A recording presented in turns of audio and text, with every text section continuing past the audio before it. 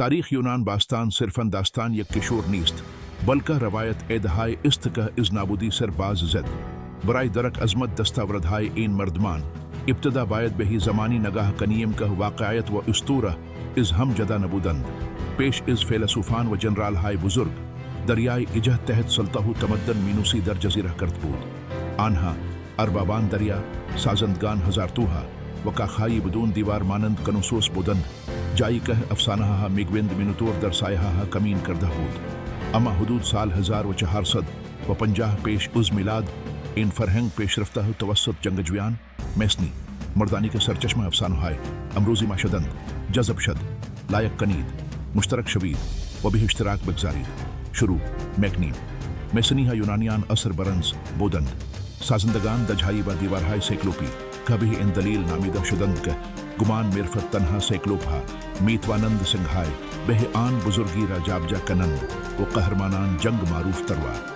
پادشاهانی مانند آگامنون و قهرمانانی مانند آشیل یا هکتور برای یونانیان بادی تنها شخصیت های ادبی نبودند. آنها اجداد واقعیشان الگوهای آرت یا برتریای بودند که هر مردی باید آرزوی رسیدن به آن را می داشت. با این حال حدود سال 1100 پیش از میلاد این دنیای طلا و برنز به طور مرموزی فرو ریخت. شهرها به آتش کشیده شدند و خط نابدید شد. یونان وارد دورهای شد که مورخان آن را عصر تاریک می نامند.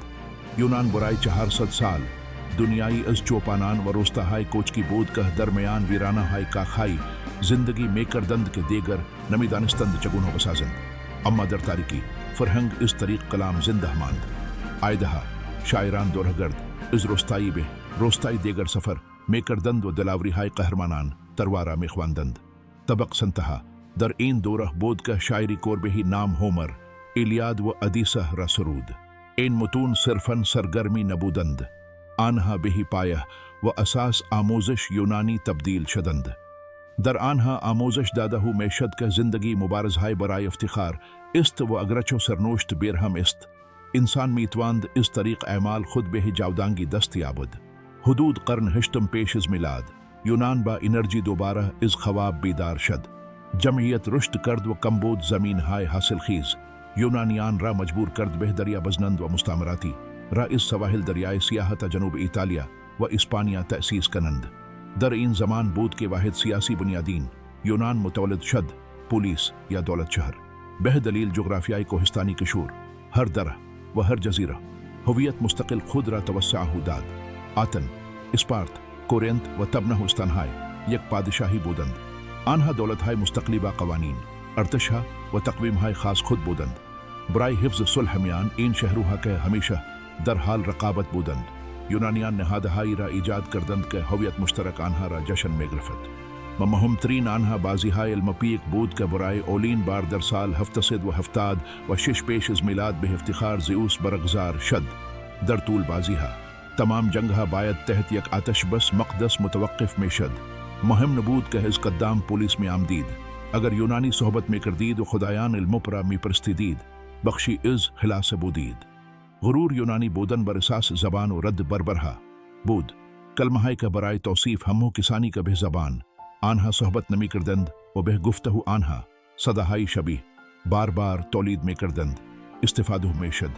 در این بیداری یونانیان همچنین یک سیستم نوشتاری جدید را که از فنیقیها گرفته شده بود پذیرفتند، اما چیزی انقلابی به آن اضافه کردند: حروف صدادار. این امر باعث شد که دانش بسیار دقیق تر و در دسترس تر شد. در همان زمان سیستم نبرد تغییر کرد. دیگر قهرمانان فردی نبودند که نبردها را تعیین می کردند، بلکه فالانج بود، یک آرایش بسته از شهروند سربازان به نام هوپلیت که شانه به شانه می جنگیدند و از همرزم خود باز پرشان محافظت می کردند. این شکل جدید جنگیدن نیازمند برابری و نظم بود که بزر یک ایده سیاسی را کاشت که جهان را تغییر داد.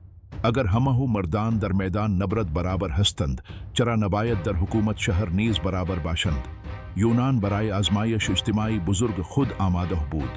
در حالی که برخی شهرها نظم مطلق را انتخاب کردند، برخی دیگر درهای خود را به روی بحث و آزادی گشودند. در قرون بعدی این پولیس ها با امپراتوری های خارجی و شیاطین داخلی خود روبرو شدند و میراثی را خلق کردند که هنوز در قوانین، هنرها وشيوه نگاه ما به جهان نفس مکشد خورشید بر فراز پارتنون طلوع میکرد اما برای رسیدن به نور ابتدا باید تعریف میکردند که میخواهند چهنوا انسان های باشند همزمان با تثبیت دولت شرحه دو مدل متضاد تمدنی برای تعریف روح یونانی پدید آمد از یک سو اسپارت سختگیر و جنگجو از سوی دیگر آتن پر جنب و جوش و دموکراتیک این دو پولیس مانند آب و روغن بودند یکی اطاعت و قدرت را بالاتر از هر چیز ارزش مینهاد در حالی که دیگری ایمان خود را به کلام تجارت و مشارکت شهروندی میگذاشت این رقابت نه تنها سیاست منطقه را مشخص کرد بلکه بشریت را مجبور کرد بپرسد چه چیزی مهمتر است امنیت دولت یا آزادی فرد اسپارت واقع در دشت حاصل خیز لاکونیا یک اردوگاه نظامی در لباس شهر بود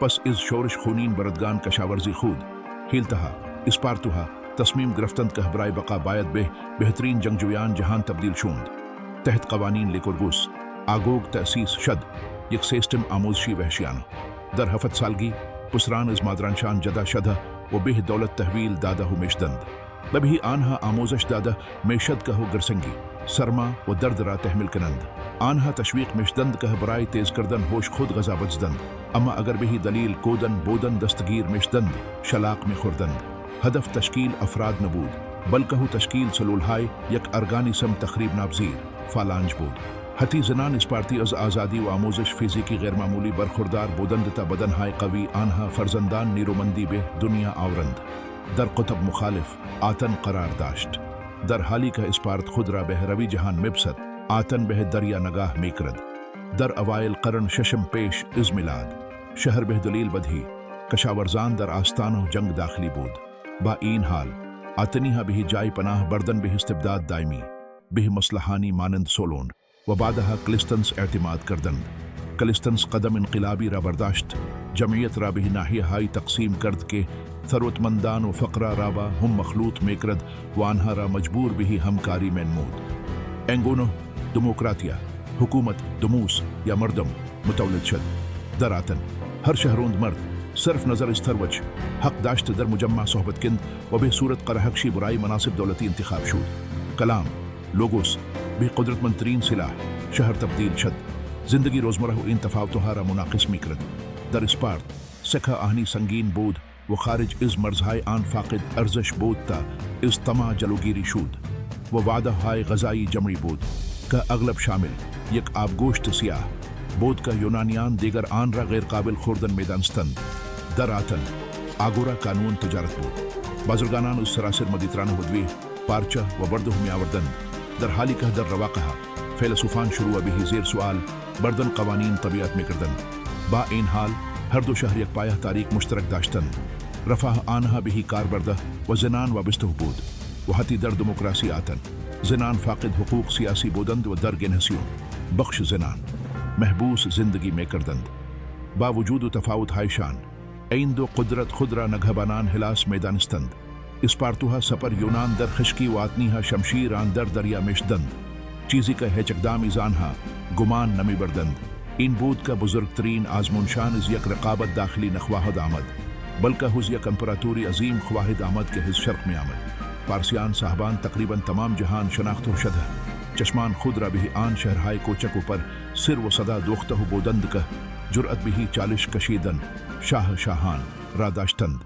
برخورد اجتناب ناپذیر بود و دشمنان قسم خورده سرباز و شهروند را مجبور میکرد که شانو به شانو برای بقای دنیای خود بجنگند در اوایل قرن پنجم پیش از میلاد امپراتوری پاریس ابرقدرت مطلق جهان بود مرزهای آن از هند تا سواحل دریای اجا گسترش یافته بود و فرمان روای آن شاهان بر میلیونها رعیت حکومت میکرد برای پارسیان شهرهای یونانی به سختی روستاهای شورشی و مزاحم در حاشی قلمروشان بودند با این حال هنگامی که آتن از شورش یونانیانی که در سواحل ترکی امروزی زندگی میکردند حمایت کرد امپراتور داریوش اول سوگند انتقام خورد او به یکی از خدمتکارانش دستور داد که هر شب قبل از شام در گوشش زمزم کند سرور آتنیها را فراموش نکن در سال 409 پیش از میلاد اولین حمله بزرگ پارسیان در دشت ماراتون پیاده شد آتنیها با وجود برتری عددی پارسیان و بدون کم اسپارتوها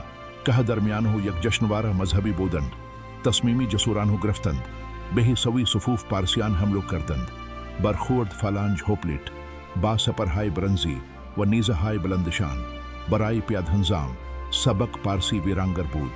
این یک پیروزی غیر ممکن بود که آتن را نجات داد و منشأ افسانو دندهای شد که 40 و 2 کیلومتر دوید تا پیروزی را اعلام کند و سپس از خستگی جان سپرد. 10 سال بعد پسرداری وش خشایارشا اول با ارتشی چنان عظیم بازگشت که به گفته مورخان با نوشیدن از آنها رودخانه را خشک میکرد.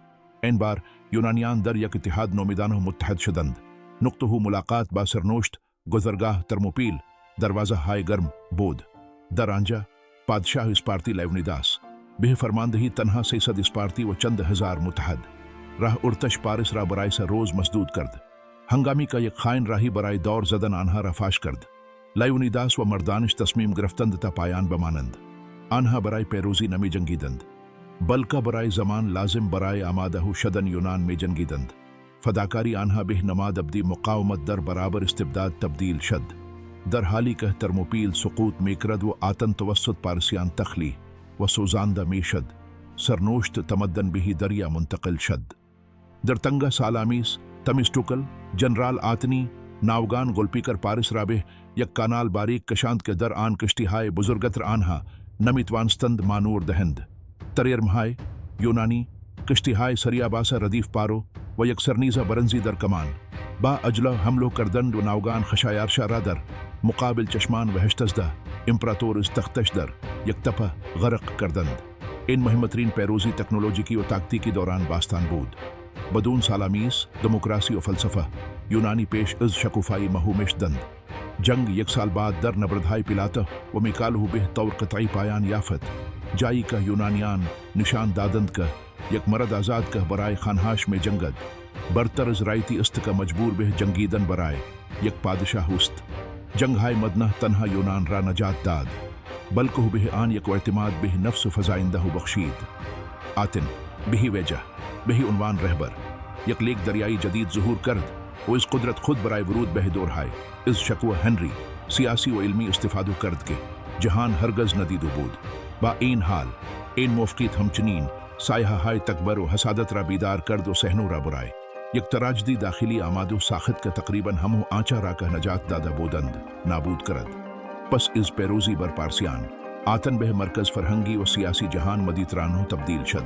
تحت رهبری دولتمرد پریکلس شهر دورهای از شکوه را تجربه کرد که امروزه آن را عصر طلایی مینامیم.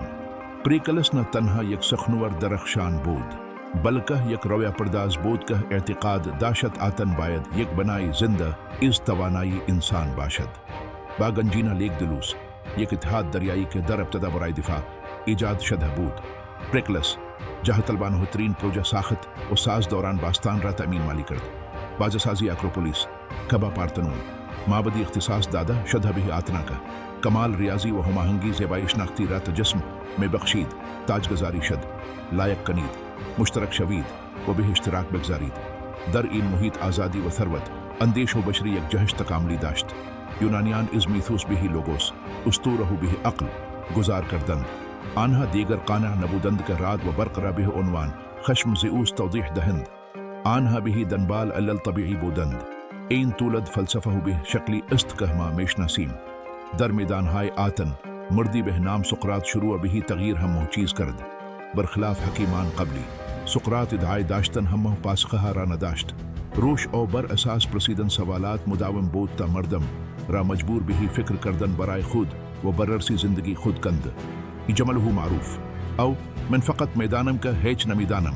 آغاز اخلاق و جستجوی حقیقت از طریق عقل را رقم زد. اما خلاقیت آتنی محدود به فلسفه نبود.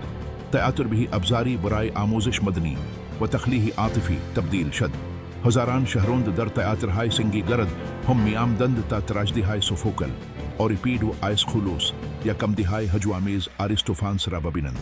در این آثار موضوعاتی مانند عدالت، قدرت خدایان و مسئولیت فردی در برابر قانون مورد بحث قرار می گرفت. در همین حال مجسمه سازانی مانند فیدیاس کاری می کردند که مرمر حرکت و زندگی داشته باشد و قانون زیبایی را که بر هنر غربی برای 2000 سال آینده تأثیر میگذاشت بنا نهادند. پزشکی نیز به لطف بقرات السحر و جادو جدا شد. کسی که اولین مدرس و پزشکی مبتنی بر مشاهده بالینی را تأسیس کرد.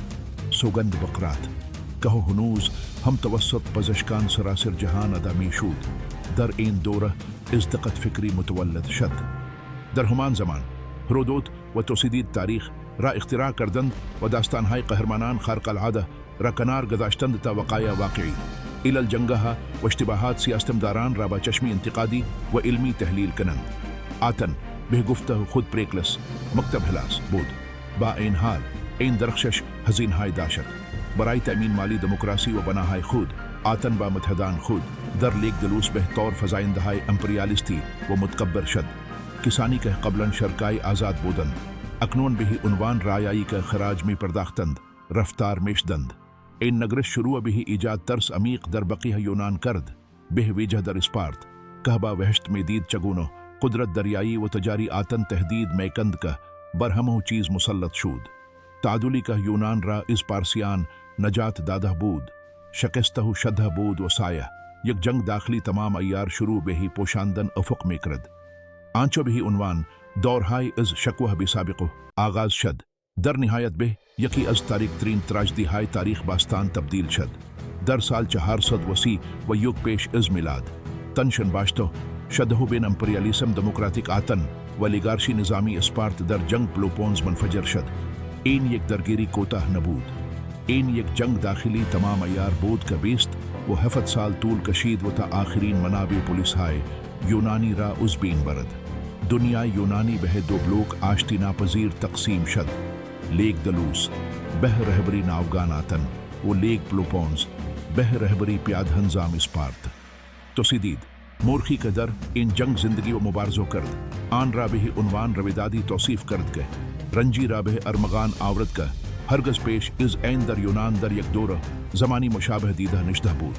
استراتژی آتن که توسط پریکلس طراحی شده بود شامل اجتناب از نبردهای زمینی جایی که اسپارتوها شکستناب زیر بودند و پناه گرفتن پشت دیوارهای بلند خود بود. دیوارهای عظیمی که شهر را به بندر آن پیریوس متصل میکرد. تا زمانی که آتن کنترل دریا را داشت میتوانست تدارکات دریافت کند و اسپارت را فرسوده کند. با این حال سرنوشت برنامه های دیگری داشت. ازدحام بیش از حد در داخل دیوارها انتشار یک طاعون ویرانگر را تسهیل کرد که یکسوم جمعیت از جمله خود پریکلس را از بین برد. بدون رهبری معتدل او آتن به دست دموگراف های افتاد که به پایین ترین غرایز مردم متوسل میشدند و شهر را به سمت تصمیمات نظامی فاجعه بار سوق دادند مانند لشکرکشی به سیسیل جایی که تقریبا تمام ناوگان خود و هزاران شهروند را در یکی از فاجعه بارترین شکستهای تاریخ نظامی از دست دادند. جنگ ماهیت خود یونانیان را تغییر داد. اعتدال و افتخار با یک ظلم سیستماتیک جایگزین شد. کل شهرها ویران شدند، مردان اعدام شدند و زنان و کودکان به عنوان برده و فروخته شدند. در یک چرخش کنای حامیز تاریخ اسپارت برای شکست نهایی آتن طلا و کمک دشمنان قدیمی خود را پذیرفت. پارسیان باپول پارس اسپارتوها یک ناوگان قدرتمند ساختند و تحت فرماندهی جنرال لیساندر آنچه از نیروی دریایی آتن باقی مانده بود را در نبرد ایگوسپوتاموی نابود کردند. در سال 404 پیش از میلاد آتن گرسنه و محاصره شده تسلیم شد. دیوارهای بلند آن با صدای فلوت تخریب شد و دموکراسی آن به طور خلاصه با استبداد 30 ستمبر جایگزین شد. اما پیروزی اسپارت تلخ و زودگذر بود. اگرچه آنها در جنگ پیروز شده بودند اسپارتوها نمیدانستند چگونه یک امپراتوری را اداره کنند. سیستم اجتماعی آنها مبتنی بر ظلم به حیلتها نمیتوانست حضور نظامی دائمی در سراسر یونان را حفظ کند. به زودی تب هجمونی اسپارت را به چالش کشید و به رهبری جنرال اپامینونداس برای اولین بار اسپارتهای شکست ناپذیر را در میدان باز در نبرد لیوکت را شکست داد. تب حیلتها را آزاد کرد و پای اقتصادی اسپارت را نابود کرد. اما سلطه خود آنها نیز کوتاه بود. یونان به یک میدان نبرد دائمی تبدیل شد که در آن هیچ شهری قدرت کافی برای متحد کردن بقیه را نداشت. اما همو توانایی نابودی یکدیگر را داشتند. در حالی که پلیس ها در درگیری های خود می سوختند. در شمال در مرز آنچه یونانیان متمدن میدانستند یک قدرت جدید در حال ظهور بود.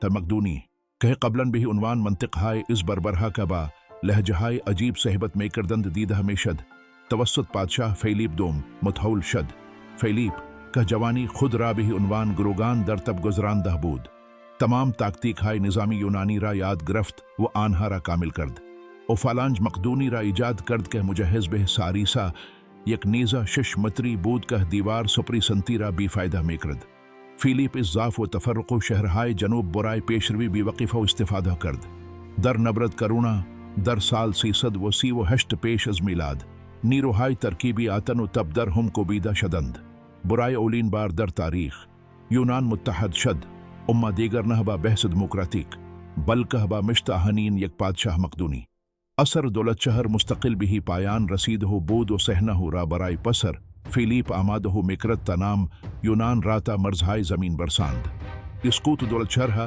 در برابر فیلیپ مقدونی پایان یونان نبود بلکہ ہو طولت چیزی بسیار بزرگ تر بود پدیدہائی کا مورخان آن را دورو ہلنستی مینامند پس اس ترور فیلیپ پسر 20 سال ہو او اسکندر بہ سلطنت رسید اسکندر کے توسط خود ارسطو آموزش دیدہ بود یک فاتح سادہ نبود او مردی بود آغشتو بھی فرہنگ شعر و فلسفو حلاس او خود را یک آشیل جدید میں دید و یک نسخو از ایلیاد را زیر بالش خود داشت اسکندر در ارض فقط 12 سال شگفتانگیز ترین شاہکار نظامی دوران باستان را انجام داد او از ہلسپونٹ با ارتشی متشکل از 35,000 نفر عبور کرد و بہ فتح امپراتوری عظیم پارس ہمان امپراتوری کا یک قرن قبل تلاش کردہ بود یونان را از نقشہ مہوکند پرداخت از سواحل رودخانو گرانیکوستا دشتہائی گوگاملا اسکندر ارتش داریوش سوم شاہ شاہان را در ہم شکست او در بنا نہرین متوقف نشد اس کو ہائے آسیائی مرکزی پیشروی کرد و از ہندوکش عبور کرد تابہ سواحل رود سند در ہند رسید اسکندر نہ تنہا با نبوغ تاکتیکی خود و استفادہ از سوار ہنظام نخبہ پیروز میں شد بلکہ دہنہا رانیز بھی دست میں آورد ہمانتور کا پیش میرفت شہرہائی را تأسیس میں کرد کا تقریباً ہمو آنہا اسکندریہ نامیدہ میشدند و بہ پستوہائے پیشرفتو فرہنگ یونانی در سرزمین ہائے دور تبدیل میشدند در عین شہروہ تیاتر جمناسٹک و آگورا ساختو میشد و زبان یونانی ہنر و فلسفہ راتا مرزہائے آسیا میں برد این فرائند حلنی شدن اندیشو اقلانی یونانی رابا عرفان شرقی ترکیب کرد و ایک فرہنگ جہانی ایجاد کرد کے پائیہ و اساس دنیائے روم و پس ازان دنیائے غرب شد ہنگامی کے اسکندر درسی و 2 سالگی در بابل درگزشت امپراتوری او بہ چندین پادشاہی تقسیم شد کے توسط جنرال ہائے او دیادوخوس ہا ادارہو میں شد معروف ترین این پادشاہی ہا مصر بطلمیوسی بود کا پائی تختان اسکندری بہ فانوس دریائی دانش در جہان باستان تبدیل شد در آنجا کتاب خان ہو بزرگ اسکندری ہا تأسیس شد یک تلاش عظیم برائے جماوری تمام دانش بشری در یک مکان در این دورہ علم یونانی بہ سطوح شگفت انگیزی رسید اراتستن محیط زمین رابا دقت خیر ہکنندہائی محاسبہ کرد ارشمیدس پایہائی فیزیک و مہندسی رابنا نہاد و اقلیدس ہندسہ را نظام مند کرد یونان باستان دیگر مجموعہائی از شہروہا درگوشہائی از مدیترانو نبود این یک زبان و یک روش درک جہان بود کہ از نیل تا فرات سلطہو داشت با این حال میراث یونان فقط با فتوحات یا اکتشافات علمی سنجیدہ نمیشود قدرت واقعی آن در تأثیر ابدی آن بر روانشناسی انسان استورہ ہائی یونانی از عقدہ ادیب تا جاہ طلبی ایک آروس ہنوز ابزار ہائی ہستند کے امروزہ برائے درک احساسات و موزلات اخلاقی خود استفادہ میگنیم فلسفہ یونانی یک مد گزران بود مکاتب رواقیگری اپیکوری و شکرائی ہنوز بے سوال در مورد چگونگی زندگی خوب در دنیای نامطمئن پاسخ میں دھند افلاطون و ارسطو چارچوب ہائی اندیشہ سیاسی و متافیزیکی را بنان ہادند کا بر قرون وسطی رنسانس تسلط داشتند و ہنوز در دانشگاہ ہائے قرن 20 و یکم مورد بحث ہستند حتی زمانی کا روم در قرن دوم پیش از میلاد یونان را از نظر نظامی فتح کرد یک پدیدہ منحصر بھی فرد در تاریخ رخ داد فاتح توسط فرہنگ مغلوب فتح شد ہوراس شاعر آن را کاملا خلاصہ کرد یونان اسیر فاتح وحشی خود را بھی اسارت گرفت رومیان خدایان یونانی معماری ادبیات و بلاغت آنہا را پذیر فتند معماری نیو کلاسک کا امروزہ در ساختمان ہائی دولتی واشنگٹن لندن یا پاریس میں بنیم باستون ہائی دوریک آئیونی کو کورنتی گواہی بصری استبر ان کا قانون زبائش ناختی یونان ہرگز از مد نیفتادہ است ایدہ دموکراسی اگرچہ متحول و سازگار شدہ است هنوز آرمان سیاسی است که بخش امدهای از بشریت بهی آن آرزو دارد. تأثیر یونان فراتر از اشکال سیاسی و ساختارها است. فلسفه یونانی پایه‌های اندیشه و غربی را بنا نهاد با شخصیت‌های مانند سقراط، افلاطون و ارسطو. سوالات آنها در مورد اخلاق، سیاست، متافیزیک و منطق هنوز نقطه شروع بحث فکری معاصر است. روش سقراطی پرسش و پاسخ، نظریه ایده‌های افلاطون و منطق سیستماتیک ارسطو شیوه درک بشریت از خود و جهان را متحول کرد.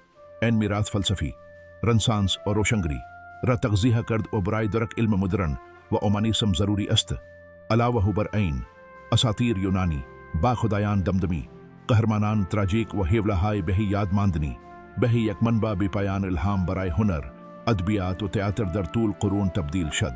داستانهای زئوس، ادیسا هومر و تراژدیهای سوفوکل موضوعات جهانی مانند سرنوشت، غرور و اخلاق انسانی را کاوش میکنند و تابع امروز با قدرت در فرهنگ جهانی طنین انداز می شوند.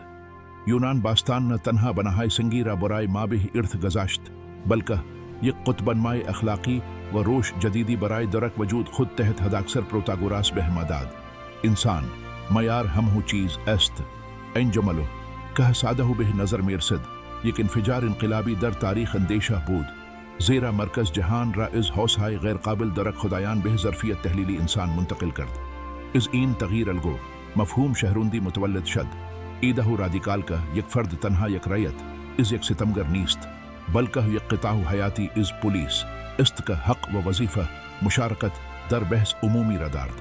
این اعتماد بهی کلام بهی عنوان ابزاری برای حل منازعات پایه‌های سیاست مدرن مارا بنا نهاد. علاوه بر این، اعتقاد و تزلزل ناپذیر آنها بهی انکه جهان یک هرج و مرج نیست، بلکه یک کاسموس، یک مکان منظم و هماهنگ است. اجازه داد که عقل و مشاهده سیستماتیک جایگزین خرافات شوند و منشأ چیزی را داد که امروزه آن را علم می نامیم. حتی روح رقابتی و ورزشی ما یک پجواک مستقیم از آن آتش های مقدس در المپیا است، جایی که بازیها فقط یک نمایش فیزیکی نبودند، بلکه یک آیین وحدت و برتری بودند که موفق به توقف جنگهای بین برادران میشدند. امروزه میراث یونانی در هر گوشهای از زندگی روزمره ما نفس میکشد. اغلب به روشهایی که حتی متوجه آن نمیشویم. هر بار که رأیی را در صندوق می اندازیم، روح مجمع آتن را فرامیخوانیم. هر بار که برای خندیدن یا گریه کردن با داستانی وارد تیاتر میشویم. تخلیه عاطفی را که آیس خلوص و سوفوکل اختراع کردند تمرین میکنیم. هر بار که یک پزشک سوگند رسمی خود را ادا میکند یا یک معمار به دنبال نسبت طلایی برای ایجاد یک فضای متعادل است، ما به آن مردان و زنانی ادای احترام میکنیم که بیش از 2000 سال پیش در میان سنگهای خشک و آبی عمیق دریای ایجه شجاعانه ترین تصمیم گونه ما را گرفتند. باور به این که سرنوشت انسان تنها توسط خدایان المبنوشته نشده است، بلکه میتواند توسط اراده، اخلاق و تفکر انتقادی خود او شکل گیرد. در نهایت تاریخ یونان باستان وقایانگاری کنجکاوی بی حد و حسر انسانی و مبارزه وسواس آمیز برای آرته یا برتری است. با وجود جنگهای برادرکشی، تناقضات اجتماعی عمیق و سایه‌هایی که همراه نورهای آنها بودند، یونانیان یک نقشه فکری برای پیمایش پیچیدگی‌های زندگی برای ما به جا گذاشتند. امپراتوری فیزیکی آنها قرنها پیش زیر وزن قدرت‌های جدید مهو شد و معابد آنها که قبلا با رنگ‌های زنده و طلا پوشیده شده بودند، امروزه ویرانوهای از مرمر سفید هستند که زیر آفتاب مدیترانه آرمیدهاند. با این حال کلمات، اشعار و سیستم‌های فکری آنها نرمافزار نامریای هستند که تمدن قانونی مابر روی آن اجرا میشود. همانطور که پرسیشلی شاعر رمانتیک به خوبی تأیید کرد، همو ما یونانی هستیم.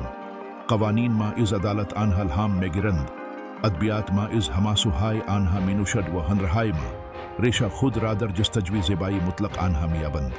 خورشید هلاس باستان هرگز واقعاً غروب نکرده است.